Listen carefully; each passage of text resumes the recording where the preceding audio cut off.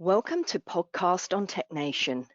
This is a series of podcasts focused specifically on the biomedical and HTM industry. Episodes will be added monthly. Listening to each episode is eligible for 1 CE credit from the ACI. At the conclusion of this episode, you'll be able to access a survey that will appear under this episode's title. You will be able to download your certificate once you submit the survey. Before we begin today's podcast, I'd like to invite you to our Fall MD Expo. We will be in Orlando, Florida, October the 29th to the 31st. Registration is open, so for more information and event details, please visit mdexposhow.com. Podcast on TechNation would like to thank our sponsor, Multi Medical Systems. When you're in the business of protecting the health of patients, you don't have time for malfunctioning medical equipment or dull surgical instruments. You need a reliable partner that can provide expert repair and planned maintenance to ensure you have patient-ready equipment that meets or exceeds OEM guidelines and regulatory requirements. Multi-Medical Systems provides these crucial elements and others such as on-demand temporary biomedical staffing, endoscope and surgical repairs, infusion pump preventative maintenance teams, and equipment sales. For more information, visit multimedicalsystems.com. In this episode, we are joined by Arleen Thukral, VISN 2 Technology Manager at the U.S. Department of Veteran Affairs.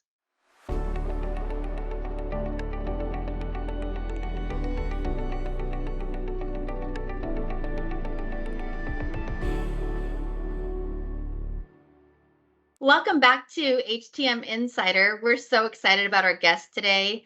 Thanks for tuning in. My name is Chyrill. I'm with Multi Medical Systems and the host of the podcast. We're just so excited to talk to Arleen. Arleen is such a powerhouse in the industry. I've been so lucky to know her and follow her since 2016 when she was in Fresno, California, and now she's in New York managing, I think, at least 9 facilities. So without further ado, I'd like to introduce our guest, Arleen. Oh, thank you, Cheryl. My name is Arleen Thukral. I'm the VISN 2 Healthcare Technology Manager in New York and New Jersey healthcare system. So I oversee 9 healthcare systems in the VA, and I started off in my career in the Technical Career Field Program in Milwaukee.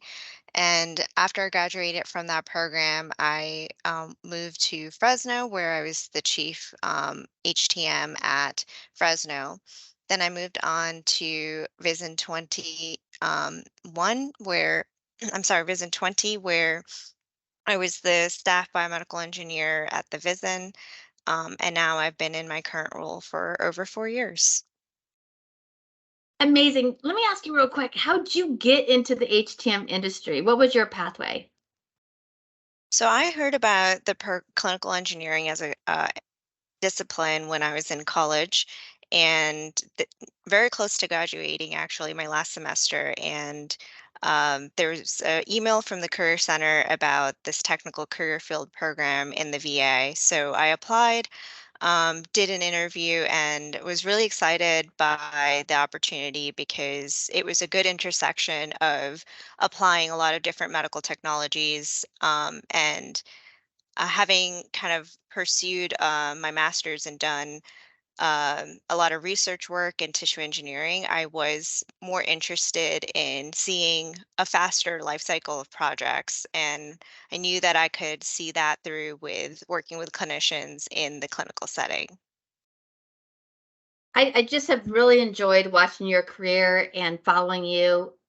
Being a female in the industry as well, I think you're a great role model for younger women who want to get into the HTM field. So thank you for all you do and being a powerhouse. Oh, thank you so much. And thank you for having me on this podcast. Very excited to be here. No, it's our pleasure, our honor to have you on. So today, folks, we're going to be talking about that data in the HTM industry. You know, we all have it.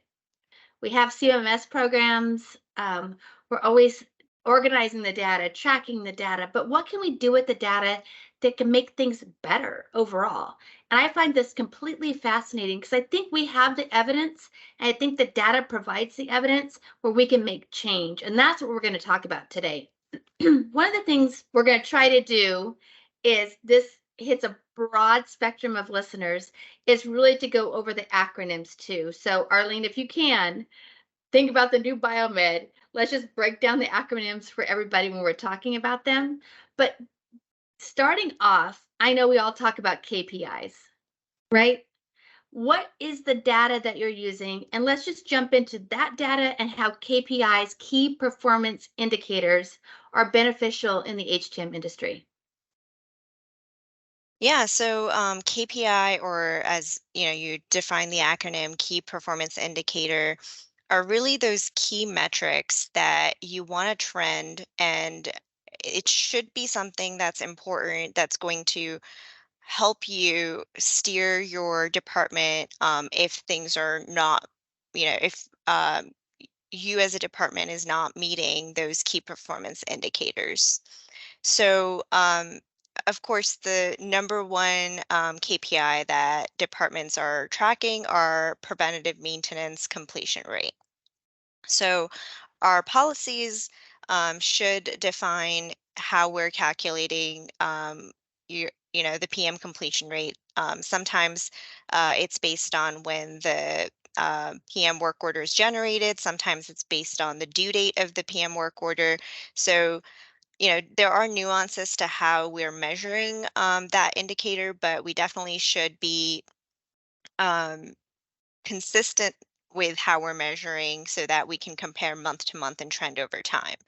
Um, Joint Commission does require 100% preventative maintenance completion rate. That doesn't mean that you have to do everything, every single PM work order has to be completed.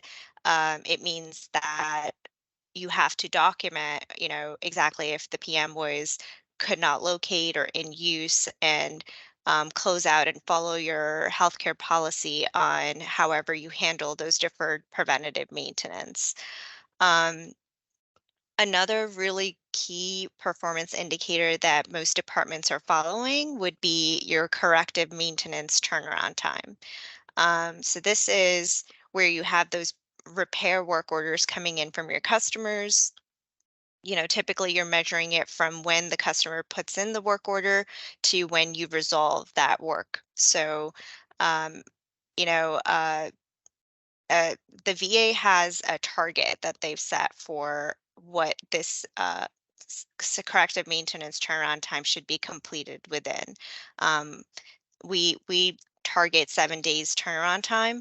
Of course, we've had supply chain issues in the past several years, and it's a good idea to be able to break down, if you're not meeting the metric, what might be contributing to that. So um, a good way to analyze that might be seeing the top assets or asset types that are contributing to the longest turnaround time, and looking at that documentation, trying to figure out, is anything that you can action to ex, you know, cut down that turnaround time. So perhaps you're awaiting parts.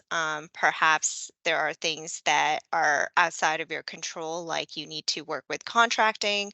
Um, you know, some of those things, just being able to explain to leadership, okay, I'm actually meeting 9 days turnaround time, but um, you know, a significant portion of the work orders are um, that are contributing to that longer turnaround time are X, and maybe you have a secondary monitor, such as your work orders that are completed in 3 days. So this is a percentage that you can keep track of to see, all right, well, if your department is hitting 70% of its corrective maintenance within 3 days, then it means it's fairly efficient, that only a small subset of work orders are actually taking longer. And you can also keep track of number of work orders open over 30 days. So that's going to give you a good indication of if that's starting to go above perhaps 50 work orders, then maybe you need to start looking at additional staffing and overtime, or bringing in third-party support to make sure that that's not going to continue to creep up, and you're getting a handle on that. Yeah, and I would imagine that at your level, this is something that you're able to spend some time and to focus on and affect change, right? Absolutely. So, any department that we see that has, for at least one quarter, not met PM completion rate, we're going to take a look at what are their open PM work orders that are overdue. So if they have, yeah, go ahead. So let's talk to the general biomed. You're a BMET 1, you're a BMET 2, you're handling PMs and repairs, you're on the floor. How important is it to have those notes in your work orders so a director, a manager, a regional person can really identify what the issues are? I know we open and close work orders every day, and you're talking about the work orders that are open longer. How important is it for the BMET to affect change from your perspective? Yeah, we really rely on our staff at the front line to document on a daily basis.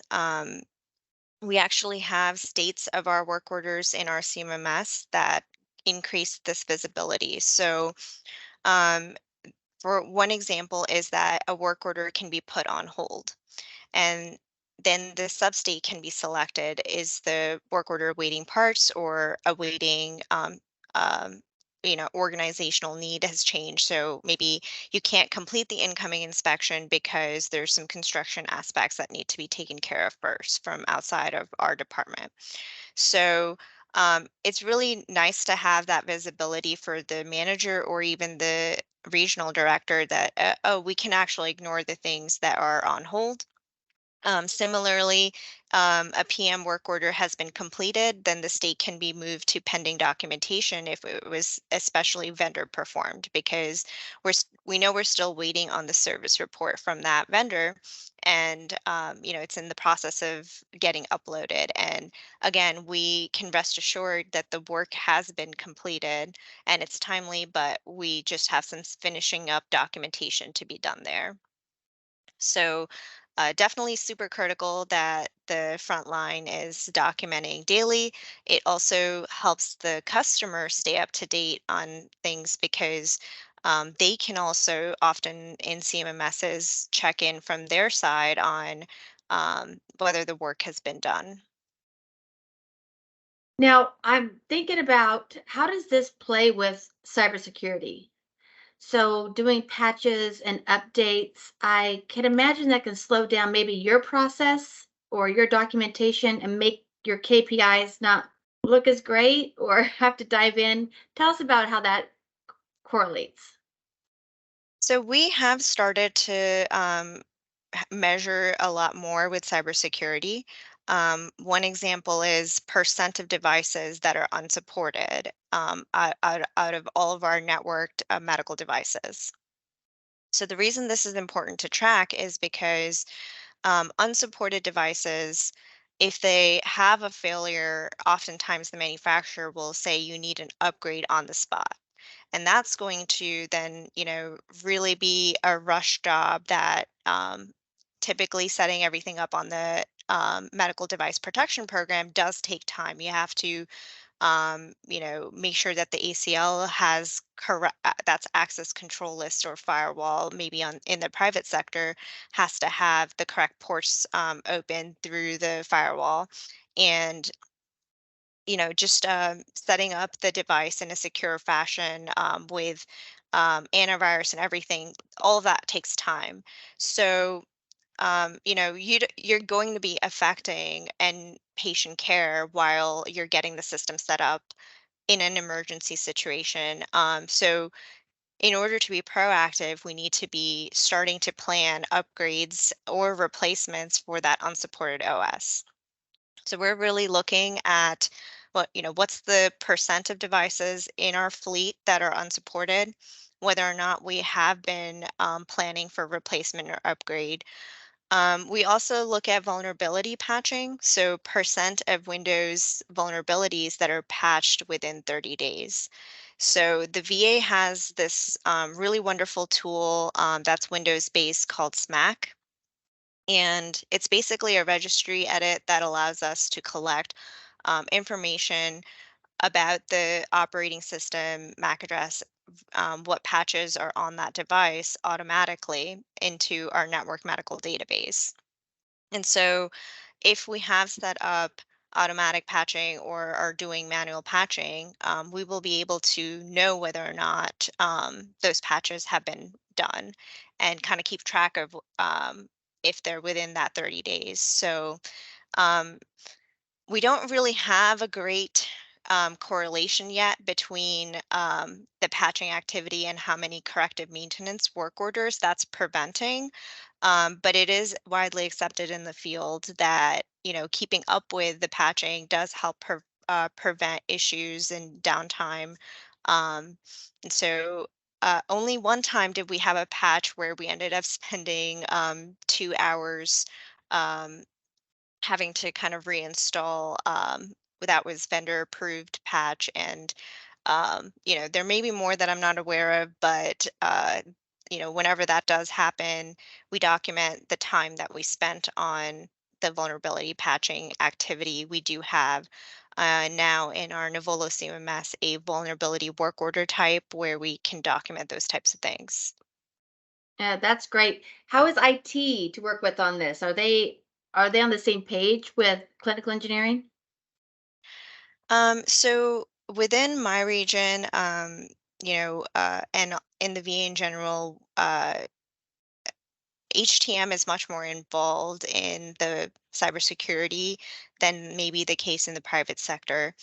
So we are, fully responsible for the vulnerability patching.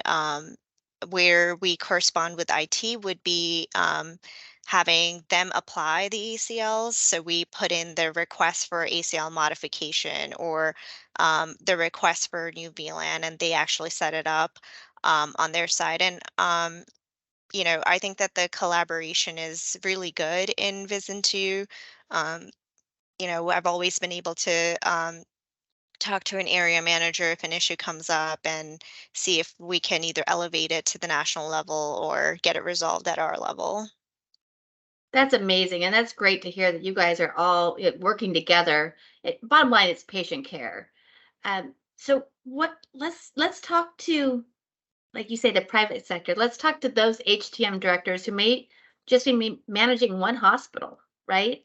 They're in-house, or maybe there's three in their network. How can they adopt some of what you're doing at their level? Absolutely. So I think the key is to first start with deciding what area to focus on for improvement. um, you have to take a look at the data quality that you have. So, is your inventory accurate? Are you naming things and are you even able to pull out the PM completion rate for high risk versus non-high risk? So, if you don't have a defibrillator that's called a defibrillator in your inventory, you're not going to be able to separate that into your high risk PM completion rate. So, first measuring the baseline of your data quality and seeing if you're able to get that baseline, based on where your inventory is at, is the first step.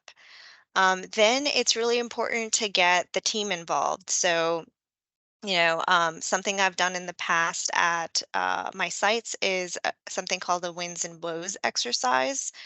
So Sigma Healthcare actually pitched this at our national level, and I really liked this, so I adopted it.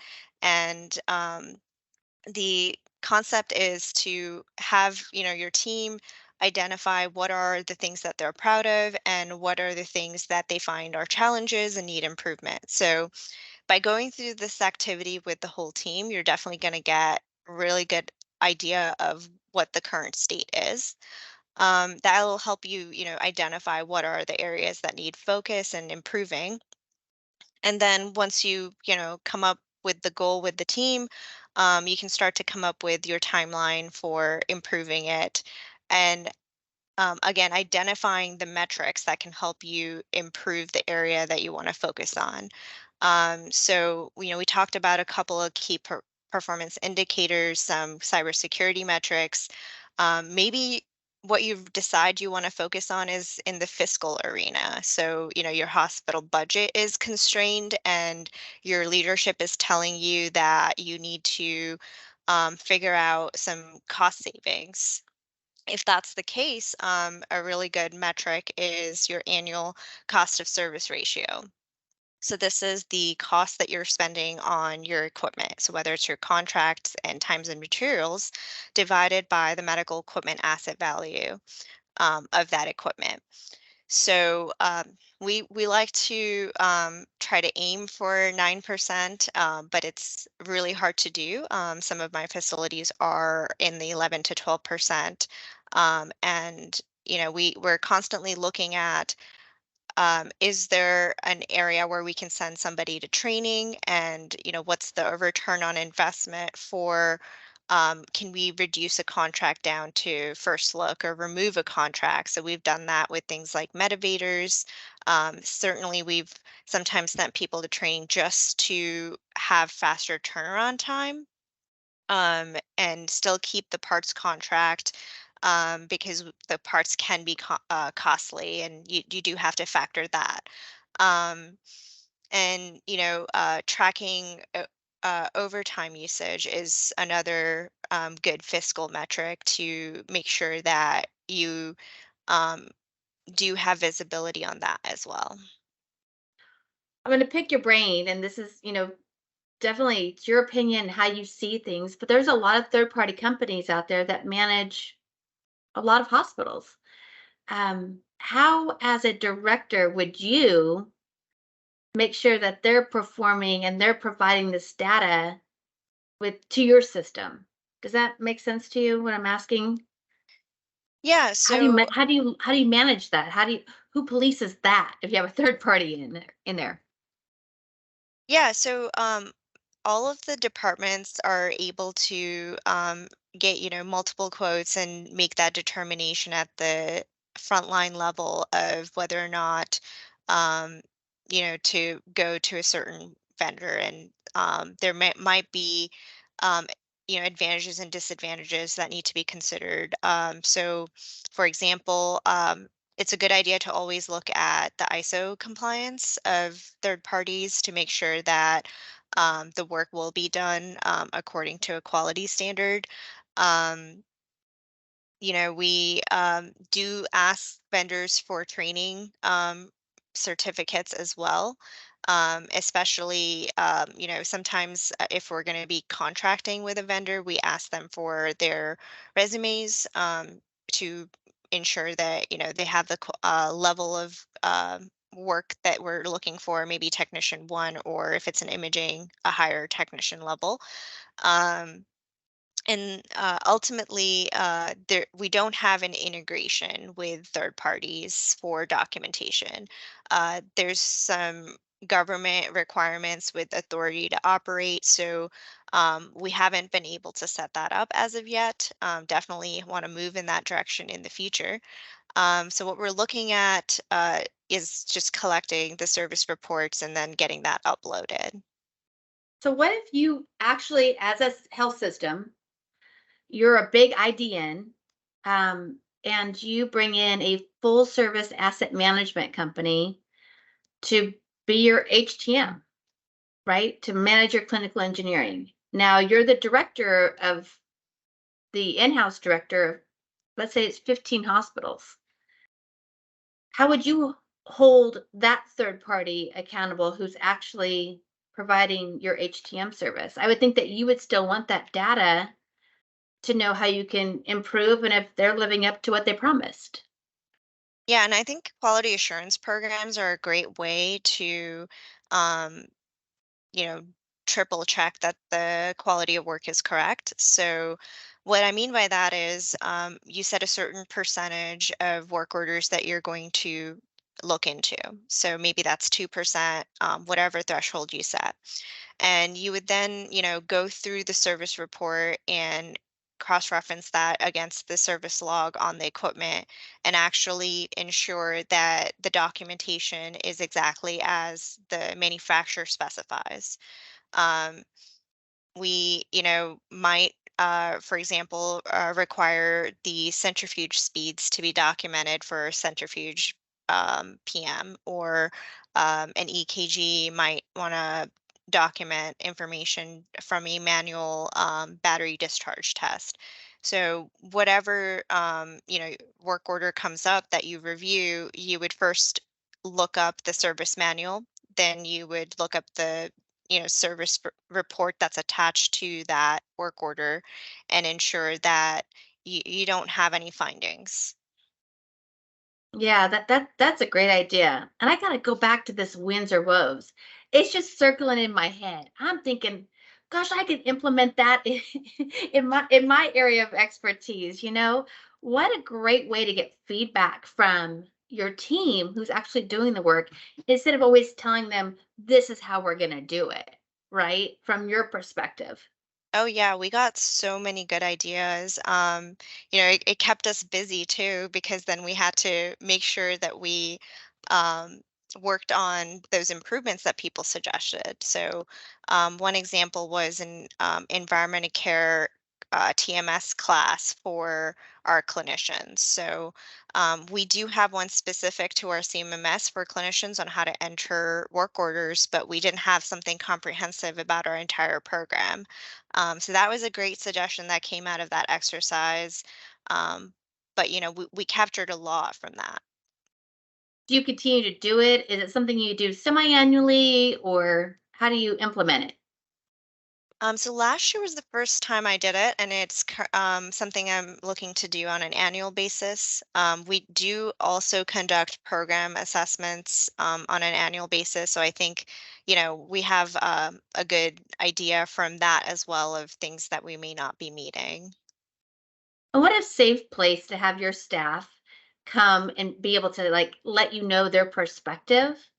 I think that's gosh, you're talking about building a company culture. That is like saying we want your opinion and really valuing what they're doing, what their work is, and not just having expectations. I really love that. I think that's going to be a big takeaway for me from this episode.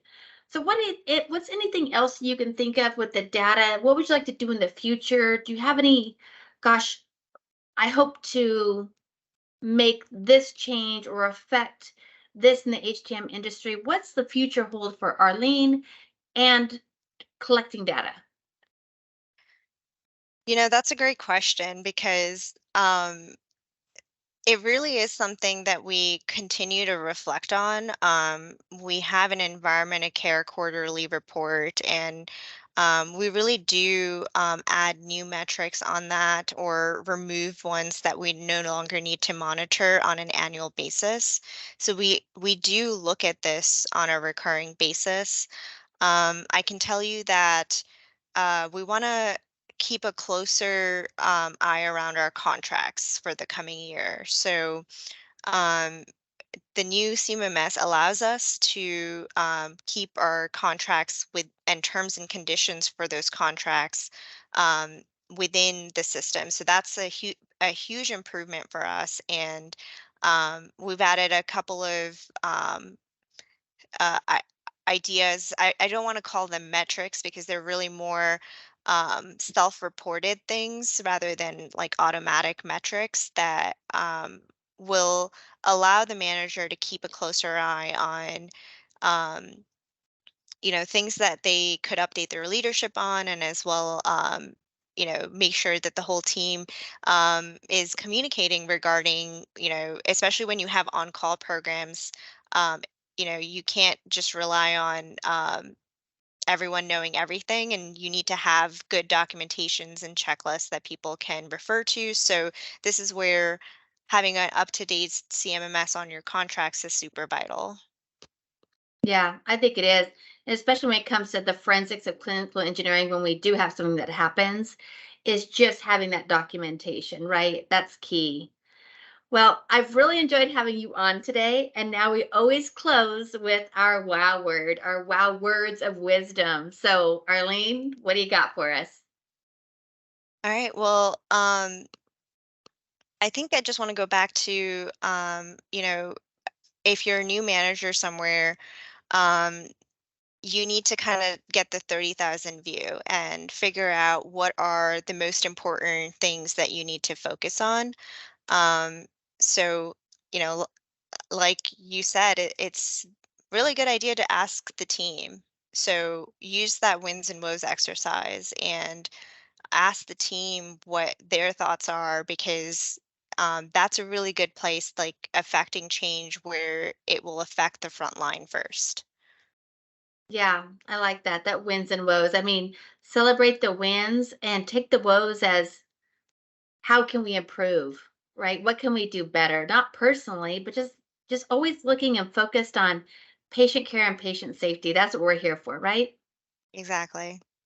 Listeners and watchers, if you guys want to tune in, you guys can find us anywhere you listen to your podcast, whether it be Spotify, iTunes, YouTube. And if you go and check out this episode again on TechNation, you'll actually receive one CE credit, which is an amazing partnership that we have, providing you with that credit to continue your certified biomed education. So thanks again, Arleen, for having you on today, and thanks for tuning in. And we'll see you on the next HTM Insider.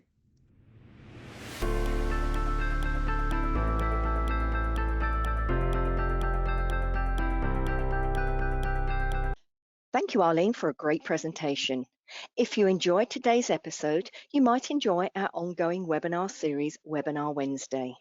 You can find a calendar of upcoming live webinars, as well as an archive of on-demand webinars at webinarwednesday.live. To obtain your certificate for 1 CE credit from the ACI, please remember to complete and submit the survey form located below this podcast title. If you have any questions, you can reach us at webinar@mdpublishing.com.